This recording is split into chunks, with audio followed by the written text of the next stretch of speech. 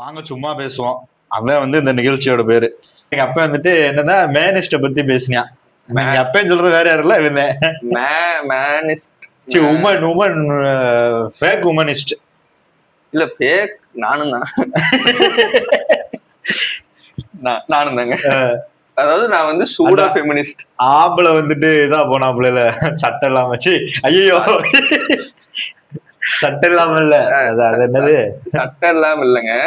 அதாவது இப்ப ரோட்ல ஒரு பையன் நடந்து போறான், நல்லா பார்க்க ஸ்ட்ரக்சரா ப்ராப்பரா ஒரு பெர்ஃபெக்ட் பாடியில நடந்து போறான். அங்க பாரதி அழகா இருக்காண்டி அப்படின்னு சொல்றது எவ்வளவு பெரிய அஃபென்சிவ் ஸ்டேட்மெண்ட்டோ அதே மாதிரிதான் ஒரு பொண்ணு போறப்ப செம்மையா இருக்கால அப்படின்னு சொல்றதும். அதாவது ஃபர்ஸ்ட் வீடியோலயே உமனை வந்து எதிர்க்க வைக்கிற நீ. அதாவது என்னைய பொறுத்த வரைக்கும். ஆனா என்னன்னா பொண்ணுங்களை சொல்லும் போது பாத்தியா பொம்பளை சோக்கு அப்படின்னு சொல்றது போலீஸ்ல புடிச்சு கொடுத்துருவாங்க. சிறப்பு படை அமைச்சிருக்காங்க இப்ப நாங்க அதுவும் சிங்கப்பெண் சிறப்பு படை. அதனால ஆண்கள் எல்லாம் கொஞ்சம் கவனமா இருங்க.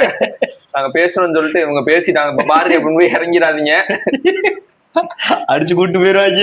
இல்ல அவங்க கூட்டு போறதுக்கு அதிகாரம் இல்லைன்னு இப்ப வரைக்கும் சொல்றாங்க. என்னன்னு தெரியல, ஃபுல்லா நியூஸ் பார்த்துட்டு பேசிக்கலாம். சரி, அதோட அரசியல் பக்கம் போக வேணாம். இப்போ இது அவ்வளவு எவ்வளவு பெரிய அஃபென்சிவ் ஸ்டேட்மெண்ட்டோ அதே மாதிரிதான் இதுவும் அஃபென்சிவ் ஸ்டேட்மெண்ட். ஒரு பையனை சொல்றேன், ஆனா அது ஆபாசமா தெரியறது இங்க மட்டும் ஆபாசமாவும் தெரியுது. ஆபாசம் வருது கொஞ்சம். என்ன இந்த மாதிரி பேசுறப்ப ஒரு பையன் ஒரு பையனுக்கு சப்போர்ட் பண்ணணும், பண்ண மாட்டேன். நானே பண்ண மாட்டேன். இப்ப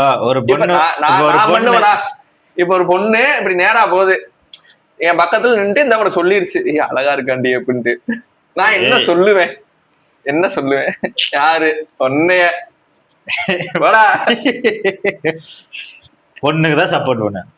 ஏன்னா ஒரு பொண்ணுக்கு சப்போர்ட் பண்ணணும் இல்ல, இவனுக்கு சப்போர்ட் பண்ண கூடாது. பொண்ணுக்கு சப்போர்ட் பண்ணுன்றது இதுக்கு அது வந்து கண்டென்ட் கிடையாது. அந்த அந்த பார்வையில் நம்ம பார்க்க கூடாது. இவனுக்கு சப்போர்ட் பண்ணக்கூடாது. இவன் அழகா இருக்கான்னு கூட்டு பேர் ரித்திக் ரோஷனோட நீங்க கொலா பண்ணி பாருங்களேன். அழகான மென் ரித்திக் ரோஷனா இவரா, இந்த செருப்பும் ஒன்னான்ற மாதிரி இருக்கும். ஒரு வீடியோல போட்டிருந்தாங்க செருப்பு, ஏன்னா செருப்பு கடிக்குமா சப்பு கொடுக்குற 200 ரூபாய்க்கு அந்த மாதிரிதான். அதனால வந்து பொண்ணுங்க ஆண்களுக்கு சப்போர்ட் பண்ண பாருங்க, பெண்களுக்கும் ஆண்கள் சப்போர்ட் பண்ணுங்க.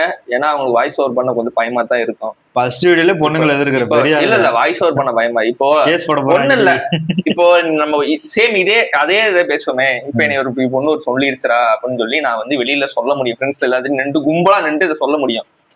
கலாய்ப்பாங்க, ஓட்டுவாங்க, அதெல்லாம். ஒரு பொண்ணு இதே மாதிரி பொண்ணுங்க மத்தியில் நின்று நான் போனண்டி இப்படி சொல்லிட்டாண்டின்னு சொல்ல முடியுமா? ஏன்னா பொண்ணு வந்துட்டு எந்த அந்த தயக்கம் இருக்கும். அதனால பொண்ணுக்காகவும் வாய்ஸ் ஓவர் பண்ணணும், பையனுக்காகவும் வாய்ஸ் ஓவர் பண்ணணும். ரெண்டுமே தப்புதான், ரெண்டுக்கும் வாய்ஸ் ஓவர் பண்ணுங்க அப்படின்னு தான் சொல்றேன்.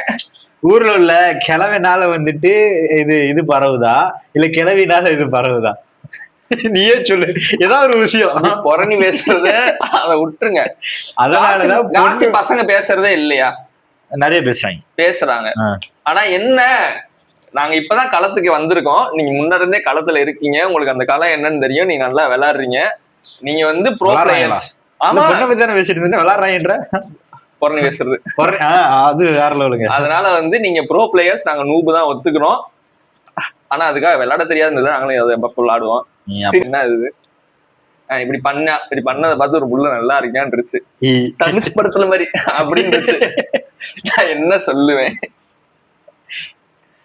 அதனால எல்லாருக்கும் சமமாக சப்போர்ட் செய்ய வேண்டும் என்பதே என்னுடைய தனிப்பட்ட கருத்து. என்னடா இவர் மாதிரி பேசிட்டு இருக்க? வணக்கம் மாலவி. வணக்கம் மாலவி. வணக்கம் நிதிஷ். அடுத்து நம்ம ஆம்பளை பையன் கஷ்டப்பட்டுக்கிட்டு இருக்காங்க. என்னடா பாரியா மாறிட்ட? நிமிஷத்துக்கு நிமிஷம் வர்ற இல்ல, நம்ம செயல் பேச்சுல இல்ல. சரி, நம்ம சொன்னாரே மறந்துட்டேன். சொல் செயல் இப்படி மிமிக்ரி பண்றேன்னா ஒரு சேனல் ஆரம்பிச்சான். கேட்டாங்களா அவன்கிட்ட கேட்பாங்கல்ல, அது வேண்டாம். ஒரு எடிட்டரோட தெரியா ஒரு வீடியோ அனுப்பிச்சு விட்டு ஒரு வாரமா வீடியோ வரல, என்ன பண்ணி தொலைன்னு இவனே கொஞ்சமா ஏதோ எடிட் பண்ணி இது நல்லா இருக்கான்னு அனுப்புனதுக்கு அந்த வீடியோல அப்படியே அந்த வீடியோ டவுன்லோட் பண்ணி திரும்ப அனுப்பி இது நல்லா இருக்கான்னு பாருன்னு இவனுக்கே அனுப்புறான். அதே வீடியோ இவன் எடிட் பண்ண அதே வீடியோ. எடிட்டரை மாத்திட்டேன். எடிட்டரை மாத்தல, எடிட் பண்ண ஆள் இல்ல. கேட்டாங்களா? அதாவது எந்த அளவுக்கு வந்துட்டு நம்ம சமூகத்துல பெண்கள் சப்போர்ட் பண்ணுவாங்கன்னா, ஒரு பொண்ணு வந்துட்டு கீழே விழுந்து கிடக்கு. இல்லங்க, இது சீரியஸாவே இன்சிடென்ட் நடந்தது. நான் வந்து அந்த அந்த நிறுவனத்தோட பேரை சொல்ல விரும்பல. நிறுவனத்து பேர் சொல்ல நிறுவனமா? ஆமா. அப்புறம் அது பேர் என்னது, கம்பெனி, அதெல்லாம் பேசாத இரு. அந்த கம்பெனி நேம் சொல்ல நான் விரும்பல. நான் ஒரு கதை சொல்லிக்கிறேன். அவங்க வந்து எங்கன இருந்தாங்கன்னா, நாங்க இப்ப வந்து கோயம்புத்தூர்ல இருக்கோம். எங்கன்னு சொல்ல விரும்பல. கோயம்புத்தூர்ல இருக்கோம். மருதமலை ரவுண்டான ஒண்ணு இருக்கு. ஆனா ஒரு கருப்பசாமி கோயில் இருக்கு. சரிங்களா? சங்கிலி கருப்பசாமி கோயில் இருக்கு. அதை ஒட்டின மாதிரியே ஒரு நிறுவனம் இருந்துச்சு. ஒரு எலக்ட்ரிக்கல் ஸ்கூட்டர், பைக் இல்ல, ஸ்கூட்டரு ரெண்டல் ஒரு நிறுவனம் இருந்துச்சு. இப்ப இல்ல, மாத்திட்டாங்க. அங்க நான் வந்து ஸ்விக்கி சொமேட்டோ எல்லாம் ஓட்டுவோம். அப்போ பைக் இல்ல, ஷூ சிரிக்க கூடாது, 10,000 கட்டிருக்கீங்க. எதுக்குன்னு அடுத்த வீடியோல பாருங்க, கமெண்ட் பண்ணுங்க, அடுத்த வீடியோல சொல்றேன். சரி. அங்க நாங்க வந்து ரெண்டுக்கு, ஐ மீன் ஊருக்கு போனால திரும்பி பைக்கை சப்மிட் பண்ணிட்டு திரும்பி எடுக்கிறதுக்காக போயிருக்கோம். போனதுல வெளியில ஒரு பொண்ணு நின்றுட்டு ஒரு மாதிரி இருந்துச்சு. சரி, நம்ம தேவையெல்லாம் போய் பேசி எதுக்கு நம்ம கன்ஃபிளிக்ட் ஆயிடுச்சுன்னு விட்டு வந்தாச்சு. நாங்க உள்ள போயிட்டு வண்டி எடுத்துக்கொண்டு வெளியே நிறுத்திட்டு வண்டி நடக்கான்னு பாருங்கன்னு சொன்னா வெளியில வந்து நின்றுருக்கோம். ஒரு 4 பேர் சுத்தி நின்று பேசிட்டு இருந்தாங்க அந்த பொண்ணு கூட. அந்த பொண்ணு அழுதுகிட்டு இருக்கு. பக்கத்துல அந்த பொண்ணு ஸ்கூட்டர் நிக்குது. இவ்வளவுதான் நாங்க பார்த்தது. ஸ்கூட்டரை கொண்டு வந்து நாங்க கூட விடுறேம்மா, ஒன்னும் பிரச்சனை இல்ல, அழுகாத, வீட்டுக்கு போன் பண்ணுமா அப்படிங்கிறாங்க. யாரு? அந்த கடைக்காரர் இல்ல, அந்த ரோட்ல போனவங்க. இன்னொருத்தர் என்னன்றாரு, ஒன்னும் பிரச்சனை இல்ல, வீடுங்கன்னு சொல்ல, நான் வந்து விட்டுறேன், ஸ்கூட்டர் நாளைக்கு வந்து எடுத்துக்கலாம், வீட்டுல போய் பேசுவோம், எதுக்கு அழுதுகிட்டு இருக்க அப்படிங்கிறாரு. அதாவது அவர் வந்துட்டு இதெல்லாம் கூட எனக்கு பெருசா தெரியல. சரி, ஆறுதல் பண்றாங்க, சரி கன்சோல் பண்றாங்க. இப்போ அந்த சைடா ஒரு அங்கிள் வராரு. வந்துட்டு இந்த பொண்ணு அழுதுகிட்டு இருக்கு. ஏமா என்னமா நினைக்கிறேன்? இல்ல ஒண்ணு இல்ல அங்கிள். சரிம்மா ஒண்ணு அழுகாதுன்னு சொல்லி ஒரு 2 வார்த்தை பேசிட்டு டக்குன்னு பர்ஸ் எடுத்து ஒரு 500 ரூபாய் கண்ணு முன்னாடி நடக்குது. 500 ரூபாய் கொடுக்குறாரு. கொடுத்துட்டு ஒண்ணும் கவலைப்படாதாமா, அந்த பொண்ணு வேணாங்குது. உன் வயசுல எனக்கு ஒரு பொண்ணு இருக்கு. ஒரு டவுட் என்னன்னா, இப்ப இந்த பொண்ணு வந்து கீழே விழுந்து அதுக்கப்புறம் தூக்கி, அது என்னன்னே தெரியல. அது என்னன்னே தெரியாம எப்படா பேசுவேன்?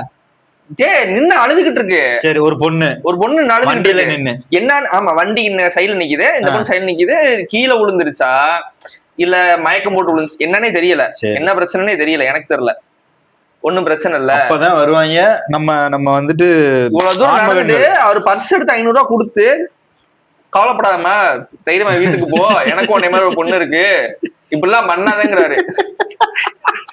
இவன் ஏன் சிரிக்கிறான்னா, நான் ஒரு 5 டைம் கீழே விழுந்துறேன். 5 டைம்லாம் இல்ல, இவன் கீழே வண்டி எடுத்துல இருந்து கீழே மட்டும் தான் விழுந்திருக்கான். ஒரு 10 நாள்ல கீழே விழுந்து ஒரு 10,000 ரூபாய் செலவு. வண்டி எடுத்து 9 நாள்ல கீழே விழுந்த ஒரே மனிதர் நம்ம முன்னாடி. என்ன, இப்படி ஒரு நிறுவனத்துல நாங்க வண்டி வாங்கி ஓட்டிக்கிட்டு இருந்தோம்ல ரெண்டலுக்கு. அது வந்து ரிம் இருக்கும்ல, அந்த ரிம் வந்து பெண்டானா ஒரு பெண்டுக்கு 1500 ரூபாய். நம்ம ரிம்மு கடைசியா வண்டியை கொண்டே, இந்த வண்டியே வேணான்னு கொடுக்குறப்போ ரிம்மை உடச்சு கொண்டே கொடுத்தேன். அந்த அளவுக்கு கீழே மேல விழுந்து சில விஷயங்கள் ஆயிருக்கு. ஒரு 5-6 டைம் இல்ல, ஒரு 10-15 டைம் கீழே விழுந்திருக்கு. யாருமே 500 ரூபாய் கொடுத்தாங்க. எனக்கு வந்து சின்ன கீரல் கூட பெருசா விழுந்ததுல.